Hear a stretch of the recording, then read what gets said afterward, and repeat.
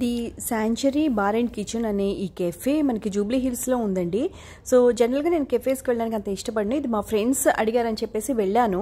So but అక్కడికి వెళ్ళిన తర్వాత తెలిసిందండి దీనికి కొంత స్టోరీ ఉందని. సో ఈ కెఫే ఏంటంటే మనకి దగ్గుబాటి రాణా యాక్టర్ తెలుసు కదా, సో అతని ఉన్న 20 years ఈ ఇంట్లో ఉన్నాడంట అతను. సో ఇప్పుడు వీళ్ళు షిఫ్ట్ అయిపోయారు. సో వాళ్ళు తిరిగిన ఆ రూమ్స్ కానీ ఆ కిచెన్ కానీ అవన్నీ తిరుగుతుంటే చాలా బాగా అనిపించింది. నేను ఇప్పుడు ఇక్కడ చూసారు కదా స్టెయిర్ కేసు, సో దీంట్లో అతను బాగా ఆడుకునేవాడు. నేను వన్ ఆఫ్ ద వీడియో చూశాను. అండ్ ఈ స్టెయిర్ కేస్ నుంచి జారేవాడంట. సో ఒక్కసారి డామ్ అని కూడా పడ్డాడంట. అండ్ ఒక్క దగ్గర దెబ్బ తగిలింది, అతని బాడీలో ఒక దగ్గర దెబ్బ తగిలింది.